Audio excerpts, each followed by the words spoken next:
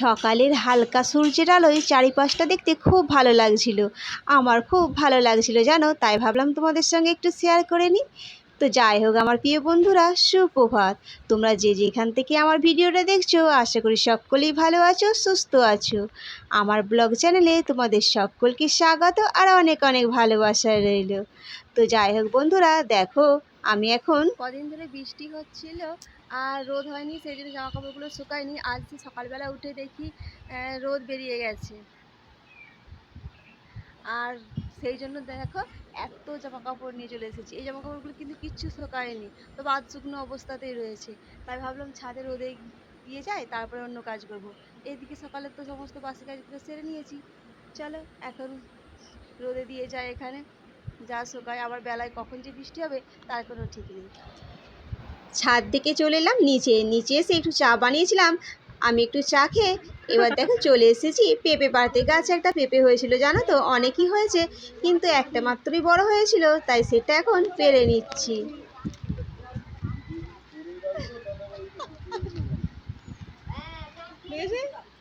আর ভাতটা বসিয়ে গিয়েছিলাম পেঁপে পাড়তে, এদিক থেকে এসে দেখি ভাতটা আমার হয়ে গেছে। আর ডলু সোনা মাম্মামের জন্য একটু সবজির তরকারি বানাবো, সেই জন্য পেঁপে পাড়তে গিয়েছিলাম। আর গাছেরও ঝিঙে ছিল, আর এগুলোই এখন আমি কেটে নিচ্ছি। আর কালকে মোচা ছিল, পাড়া হয়েছিল, সেটা মা বেছে রেখেছিল, সেইটা আমি এখন কেটে নিচ্ছি। আর এই মোচার তরকারিটাই আজকে বানাবো। একটু ডাল আর মোচার তরকারি হবে। আর তোমাদের দাদা ভাইয়ের জন্য একটু ডিম ভেজে দেবো। সকালে আর বেশি কিছু করলাম না, আর সমস্ত রান্নাই সকালে সেরে নেব।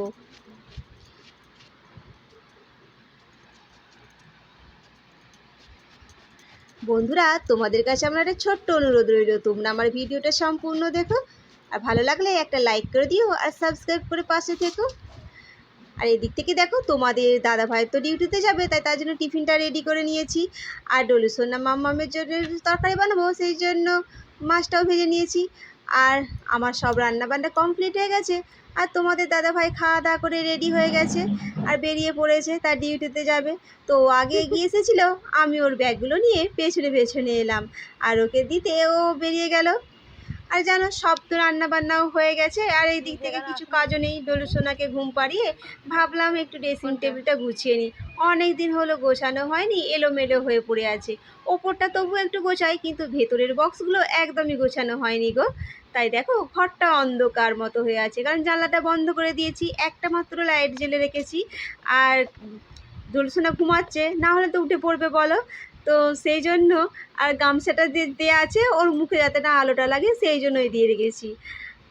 আর এই যে কলা বাঁধানোটা, এটা আমি কিনেছিলাম একটা দোকান থেকে। ঠিকঠাকই আছে, কিন্তু দুদিন পরার পর দেখো এখানটা থেকে ছেড়ে গেছে। তো কি করব, এটা তো বাতিল দিতেই হবে, আর তো কাজে লাগবে না।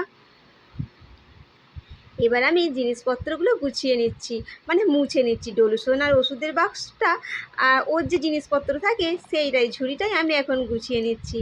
আর তারপরে বক্সের মধ্যে যে ড্রেসিং টেবিলের জিনিসপত্রগুলো থাকে সেগুলো একে একে বের করে নিচ্ছি।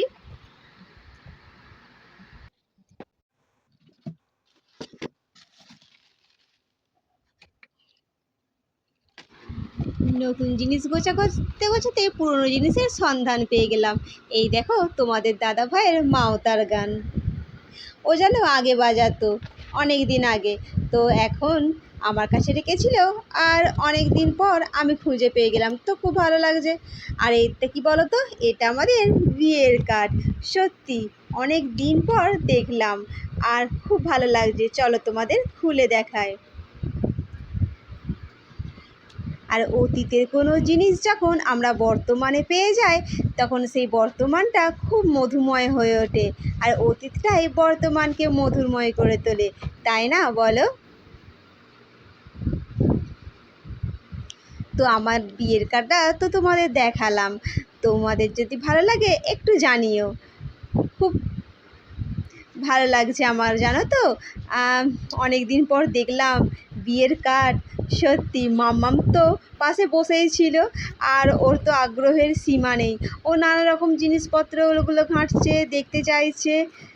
তো এদিক থেকে দেখো আমার মোছামুছি প্রায় কমপ্লিটই হয়ে আসছে, কারণ আমি মুছে নিচ্ছি একটু তাড়াতাড়ি, কারণ ডলিসোনা তো ঘুমাচ্ছে বলো, তাড়াতাড়ি করেই কাজকর্ম করতে হবে। কি করব বলো, বাচ্চা ছেলে নিয়ে কাজ আর সব কিছুই ম্যানেজ করে চলতে হয়। তোমাদের বাড়িতে যারাদের আমার মতো বাচ্চা আছে ছোট, তারা একটু জানিও, আর তারা তো বোঝো এই সমস্ত জিনিসগুলো, যে কি করে একটা মাকে কষ্ট করে সব কিছু কাজকর্ম করতে হয়। যদিও পারি না সব কিছু ঠিকঠাক সময় মতো করতে, তবুও চেষ্টা করি জানো তো একটু গুছিয়ে নেওয়ার। আর এটা কি বলো তো, এটা হলো স্টিকার একটা, মানে বিয়ের সময় এটা দিয়ে আমাকে সাজিয়েছিল। যদিও বা তখন যখন আমার বিয়ে হয় সেই সময় চন্দনের ফোঁটা টোটা এসব লাগানো হতো। আজ থেকে 10 বছর আগে আমার বিয়ে হয়েছে, মানে 10 বছরে কমপ্লিট হলো। তো এরকমভাবেই তো আমাকে সাজিয়েছিল, তোমাদের হয়তো অনেক ভালোভাবেই সাজিয়েছিল তোমাদের বিয়েতে। তো আমি এইরকমভাবেই সেজেছি। আর এটা কি বলো তো, কেউ কি চিনতে পারছো তোমরা? এটা হলো ফিতে আর খোঁপায় দেওয়া জাল, আর এগুলো দিয়েই সেজে গুজিয়ে আমার বিয়ে হয়েছিল। আর দেখো মাম্মাম তো পেয়ে কী করছে। তো সত্যি পুরোনো দিনের জিনিসগুলো দেখে মনের মধ্যে একটা আলাদা অনুভূতি হচ্ছিল জানো, আর ভাবতেও ভালো লাগছিল। এদিকে ভয়েস দিতে দিতে ডলুসোনা উঠে পড়েছে, ও তো কাঁদতে লেগে গেল শুনতে পেরে তোমরা। আর এদিকে দেখো মাম্মাম তো ফিতে ওইগুলো নিয়ে খেলা করতে লাগলো। আর এদিকে আমার গোছাগুছির কাজও হয়েই এসেছে প্রায়, আর যেগুলো লাগবে না সেইগুলো দেখো ভেতরে রেখে দিচ্ছি। যেমন কোল্ড ক্রিমটা তো এখন লাগবে না, তারপরে আলতা সিঁদুর যেগুলো ছিল ওইগুলো আমার লাগে না, মানে আলতাটা লাগে কিন্তু যে সিঁদুরগুলো আছে ওইগুলো আমি পরি না, আমি কেয়া সেটেরটাই ব্যবহার করি, সেই জন্য এগুলো ভেতরেই রেখে দিলাম। আর এই দেখো তোমাদের দাদা ভাইয়ের দাড়ি কাটার ব্লেড একটা বের করে নিয়েছে, আর বাকিটা আমাকে রাখতে দিয়েছে, তাই এখানে রেখে দিলাম। আর মাম্মামের স্লেট ছোটোবেলাকার, আমি ডলুসোনাকে বাইরে বের করে দিয়েছি, এটা গোছানোই ছিল, এখন ডলুসোনাকে বের করে দিয়েছি, ও মাঝে মাঝে একটু লেখে, আর এই জন্য ড্রেসিং টেবিলে রেখে দিলাম। এদিক থেকে দেখো আমার সব কিছু গোছানো হয়ে গেছে। আর মাম্মামের লাইট জ্বালার কাপটা ওর কাকু ওকে দিয়েছিল জন্মদিনের সময় গিফট, তো ও এখন জল ভরে অন্ধকারের মধ্যে ভিডিও করলো একটু, আর বললো মা তোমার বন্ধুদের সঙ্গে শেয়ার করো, সেই জন্যই আমি নিলাম এটা। আর যাই হোক দেখো যেগুলো বাড়তি জিনিসপত্র ছিল সেগুলো আমি একটা প্লাস্টিকের মধ্যে ভরে রেখে দিচ্ছি, আর এগুলো আমার লাগবে না, তাই এগুলো আমি বাইরে রেখে দেবো। আর আমার ড্রেসিং টেবিলেরটা তো গোছানো হয়ে গেল, আর পাখাটা জানো বেশ কদিন হলো মোছানো হয়নি, এখন মুছে নিচ্ছি। আর এমনিতেই তো সাদা জিনিস, না মুছলে তো হবে না, অল্পতেই ধুলো নোংরা পড়ে গেলে বাজ লাগবে দেখতে, তাই ভালো করে একটু মুছে নিলাম। আর আমার স্টিলের এই টুলটা যেটা ড্রেসিং টেবিলে বসে সাজার জন্য কেনা হয়েছিল, সেটা এখন মুছে নিচ্ছি। আর কি জানো তো, এটাতে কোনো দিনই আমি বসে সাজগোজ করি না, আর পাশেই রয়ে যায় এটা। তো যাই হোক বন্ধুরা দেখো ড্রেসিং টেবিলটা আমি ভালো করে মুছে নিয়েছি, আর পাখাটাও তো মোছা হয়ে গেছে আমার, আর টুলটাও মুছে নিলাম।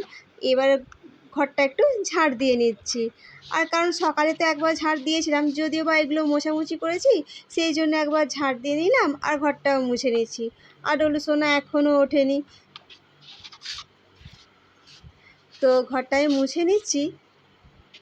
বন্ধুরা আজকের ভিডিওটা আর বাড়াচ্ছি না, আমার এই ভিডিও যদি এতটুকু কোথাও তোমাদের ভালো লাগে একটা লাইক করে দিও, আর সাবস্ক্রাইব করে পাশে থেকো। যারা নতুন বন্ধু হয়ে আমার ভিডিওটা দেখছো তাদের আমার পাশে থাকার অনুরোধ রইল, যারা পুরনো বন্ধু হয়ে আছে তাদের তো অসংখ্য ধন্যবাদ আমার পাশে থাকার জন্য। তোমরা এভাবেই আমার পাশে থেকো গো। আর যে সমস্ত বন্ধুরা আমার আগের ভিডিওতে কমেন্ট করেছো তাদের অসংখ্য ধন্যবাদ এত ভালো ভালো মিষ্টি মিষ্টি কমেন্ট করার জন্য। আর যারা এখনও